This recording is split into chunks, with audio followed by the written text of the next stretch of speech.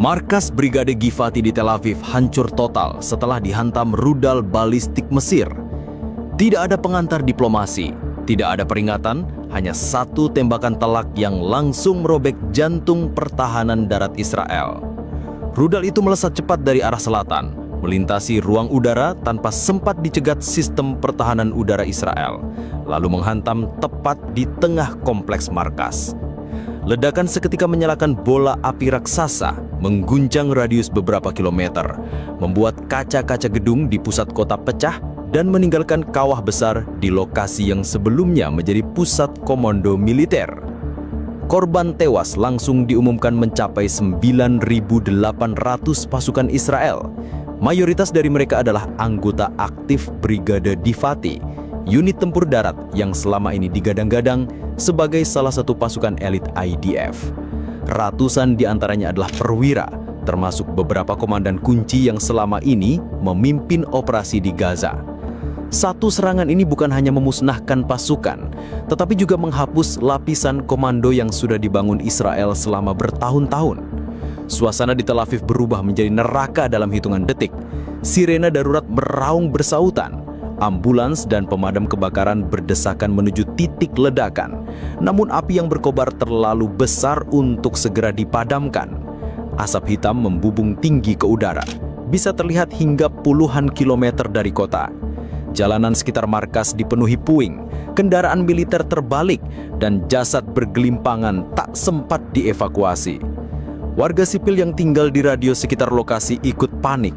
Sebagian melarikan diri, sebagian lagi hanya bisa berdiri terpaku, menyaksikan salah satu markas paling dijaga ketat di Israel hilang dalam sekejap. Militer Israel sendiri mengalami kelumpuhan komunikasi selama beberapa jam. Sistem komando darat yang biasanya beroperasi dari markas tersebut terputus total. Media lokal melaporkan kebingungan yang masif di internal IDF, di mana ribuan prajurit lain di front perbatasan tidak mendapatkan instruksi setelah pusat kendali dihancurkan. Beberapa saksi mata menggambarkan pemandangan seperti film kiamat, bangunan hancur, suara teriakan minta tolong dari bawah reruntuhan, dan unit penyelamat yang kewalahan menghadapi skala bencana. Jumlah korban yang mencapai hampir 10.000 pasukan membuat ini menjadi salah satu kehilangan militer terbesar sepanjang sejarah Israel. Seluruh kompleks yang dulunya menjadi simbol kekuatan darat Israel kini hanya tersisa puing, kawah, dan bau mesiur. Serangan ini bukan sekedar pukulan militer, melainkan juga tamparan psikologis besar bagi Israel yang selalu membanggakan sistem pertahanan canggih mereka. Sebelum rudal Mesir melayang ke Tel Aviv, akar masalahnya bermula dari ulah Israel sendiri di perbatasan. Dengan dalih menjaga keamanan nasional, Israel mengerahkan pasukan darat, artileri, dan kendaraan lapis baja ke jalur perbatasan dengan Mesir.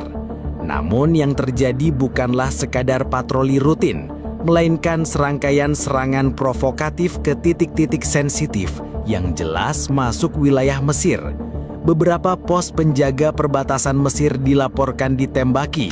Bahkan ada laporan konvoi sipil Mesir ikut terkena imbas peluru nyasar pasukan Israel. Provokasi itu bukan hal baru. Israel sejak lama memiliki obsesi memperluas perbatasan, terutama di wilayah selatan yang berbatasan langsung dengan Mesir. Dengan dalih keamanan, mereka kerap melakukan operasi militer kecil-kecilan untuk menguji reaksi lawan. Kali ini, IDF menganggap Mesir tidak akan berani membalas secara frontal, apalagi dengan risiko terbuka memicu perang besar. Perhitungan Israel jelas meleset jauh. Dokumen bocoran intelijen regional menyebutkan bahwa Tel Aviv sengaja mengatur serangan terbatas di perbatasan untuk menciptakan alasan memperluas wilayah. Narasinya disiapkan, Mesir tidak mampu menjaga perbatasannya, sehingga Israel harus masuk lebih jauh untuk alasan keamanan. Rancangan licik ini ternyata terbaca jelas oleh pihak Mesir. Alih-alih diam, Kairo justru menyiapkan opsi balasan yang tidak main-main. Mesir memperingatkan secara diplomatis melalui saluran resmi, namun peringatan itu diabaikan begitu saja. Israel tetap menggencarkan provokasi, bahkan menambah jumlah kendaraan lapis baja dan unit infanteri di jalur perbatasan. Dalam beberapa rekaman satelit, terlihat jelas manuver pasukan Israel yang semakin mendekat ke sisi Mesir, membuat suasana semakin tegang. Bagi Mesir, serangan ke Tel Aviv bukanlah tindakan spontan tanpa alasan, tetapi langkah terukur setelah semua tanda provokasi diabaikan. Kairo menilai satu-satunya cara menghentikan obsesi ekspansionis Israel adalah dengan memberi pukulan telak yang bisa langsung melumpuhkan moral pasukan dan mengguncangkan pusat kekuasaan di Tel Aviv. Dan itulah yang terjadi. Provokasi di perbatasan berujung pada salah satu serangan paling mematikan terhadap militer Israel.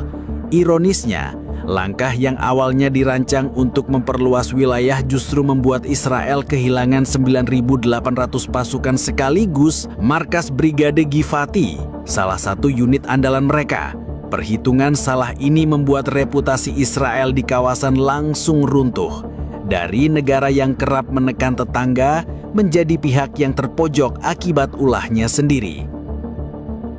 Ledakan yang menghancurkan markas Brigade Givati bukan hanya tragedi militer, tapi juga guncangan sosial dan politik terbesar yang pernah dialami Israel dalam beberapa dekade terakhir. Kehilangan 9.800 pasukan dalam sekali serangan adalah skenario yang bahkan tidak pernah diprediksi dalam simulasi militer Israel sendiri. Efek domino langsung terasa di seluruh negeri, mulai dari kepanikan sipil, kekacauan logistik militer, hingga hancurnya moral pasukan yang masih berada di garis depan. Di Tel Aviv, ibu kota ekonomi dan pusat pemerintahan, situasi berubah mencekam. Warga sipil menyaksikan sendiri bagaimana salah satu markas paling aman di negara itu bisa diluluhlantakkan hanya dengan satu rudal.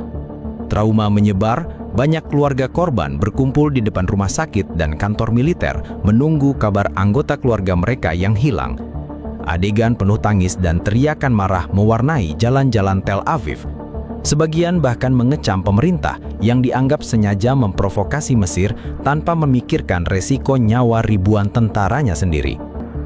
Militer Israel pun lumpuh secara struktural. Brigade Givati bukan unit sembarangan. Ia adalah salah satu pasukan darat paling diandalkan dalam operasi agresif di Gaza dan tepi barat. Dengan hilangnya hampir seluruh brigade, lubang besar tercipta dalam sistem pertahanan darat Israel. Ribuan tentara cadangan terpaksa dikerahkan untuk menutupi kekosongan, namun kekuatan mereka jauh di bawah standar Givati yang selama ini ditempa untuk operasi khusus. Dampak psikologisnya jauh lebih parah. Prajurit Israel di garis perbatasan mulai kehilangan kepercayaan pada sistem pertahanan negaranya. Jika markas di jantung Tel Aviv saja bisa dihancurkan dalam sekejap, bagaimana mereka bisa merasa aman di front yang jauh lebih rentan? Banyak laporan menyebutkan gelombang desersi kecil-kecilan mulai terjadi, tentara yang ditugaskan di wilayah perbatasan memilih kabur, bersembunyi, atau menolak bertugas karena merasa pemerintah hanya menjadikan mereka umpan provokasi. Di level politik, kabinet Israel terpecah. Sebagian menuntut balasan besar-besaran terhadap Mesir, sementara sebagian lain menyalahkan Perdana Menteri dan Menteri Pertahanan karena dianggap gegabah memicu konflik. Oposisi langsung memanfaatkan momentum ini, menuding pemerintahan yang berkuasa tidak hanya gagal secara militer, tetapi juga sengaja mengorbankan ribuan tentara demi ambisi perluasan wilayah yang absurd. Protes massa mulai muncul di Tel Aviv dan Yerusalem dengan poster bertuliskan "Darah prajurit bukan untuk ambisi politik". Kekacauan logistik juga memperparah situasi. Hilangnya ribuan pasukan berarti ribuan senjata, kendaraan, dan perlengkapan militer lenyap dalam sekejap. Gudang amunisi yang terletak di kompleks markas ikut meledak, menimbulkan kerugian material yang sangat besar. Anggaran militer yang selama ini diarahkan untuk mempertahankan unit-unit elit kini harus diputar untuk menambal kerugian yang hampir mustahil ditutup dalam waktu singkat. Bagi Mesir, serangan ke markas Brigade Givati di Tel Aviv bukan sekadar balasan, melainkan pesan yang sangat jelas. Provokasi Israel tidak lagi bisa ditoleransi. Pemerintah Kairo bergerak cepat dengan menggelar konferensi pers darurat. Juru bicara militer Mesir menyebut serangan rudal itu sebagai tindakan sah untuk mempertahankan kedaulatan dan martabat Mesir. Kalimat itu sengaja dipilih untuk menegaskan bahwa Mesir tidak mencari perang, tetapi siap memberikan pukulan telak jika perbatasannya disentuh. Mesir juga menambahkan bahwa serangan tersebut dilakukan secara terukur dengan target murni militer. Mereka menolak tuduhan Israel yang menyebut Mesir sengaja menyerang sipil. Menurut Kairo, yang hancur adalah markas Brigade Givati, unit militer yang berkenal brutal karena keterlibatannya dalam berbagai operasi di Gaza. Dengan kata lain, Mesir justru membalik narasi. Serangan ini adalah bentuk keadilan militer yang selama ini tidak pernah bisa didapatkan rakyat Palestina. Dunia Arab menyambut langkah Mesir dengan gelombang dukungan terbuka. Uni Emirat Arab, Qatar, bahkan Arab Saudi yang biasanya menjaga jarak menyatakan simpati terhadap Mesir dan menegaskan bahwa kedaulatan sebuah negara tidak boleh diinjak dengan provokasi semacam itu. Di jalanan Kairo, ribuan warga turun merayakan keberhasilan tentara Mesir menghancurkan markas militer Israel. Video perayaan itu menyebar luas di media sosial, menjadi simbol kebangkitan kembali harga diri Arab di hadapan dominasi militer Israel. Sebaliknya, di kubu barat terjadi kepanikan. Amerika Serikat langsung menggelar rapat darurat dengan sekutunya. Washington menyadari bahwa kehilangan hampir 10.000 pasukan Israel dalam sekali serangan bisa mengguncangkan stabilitas seluruh kawasan Timur Tengah. Namun dilema besar muncul. Membela Israel secara buta berarti berhadapan langsung dengan Mesir yang notabene mitra strategis dalam isu terusan Suez dan jalur perdagangan global. Gedung Putih akhirnya memilih sikap ambigu, mengecam serangan Mesir tetapi dalam waktu bersamaan meminta Israel menahan diri agar konflik tidak melebar. Uni Eropa pun tidak kompak. Beberapa negara seperti Perancis dan Jerman mendukung Israel dengan narasi klasik, hak membela diri. Sementara negara lain seperti Spanyol dan Irlandia terang-terangan menyalahkan Israel karena memicu provokasi sejak awal. Media internasional terbelah, tetapi sorotan terbesar justru tertuju pada fakta bahwa rudal Mesir bisa menembus pertahanan udara Israel, yang selama ini digadang-gadang sebagai terkuat di dunia. Para pengamat militer dunia sepakat bahwa ini adalah titik balik besar. Israel yang selalu membanggakan sistem Iron Dome, Arrow, dan David Sling ternyata bisa ditembus hanya dengan satu rudal presisi dari Mesir. Kredibilitas teknologi militer Israel langsung jatuh di mata dunia. Negara-negara yang selama ini membeli sistem pertahanan Israel mulai meragukan kualitasnya. Beberapa analis bahkan menyebut serangan ini sebagai kejutan strategis terbesar sejak Perang Yom Kippur 1973. Sementara itu di tingkat diplomatik, Mesir mendapat keuntungan besar. Negara-negara Afrika Utara dan Timur Tengah kini melihat Mesir sebagai kekuatan regional yang kembali bangkit. Dukungan politik mengalir deras dan Mesir berhasil mengukuhkan posisinya sebagai penyeimbang kekuatan terhadap Israel. Bagi Kairo, serangan ini bukan hanya kemenangan militer, tetapi juga investasi diplomatik yang mengubah peta geopolitik kawasan.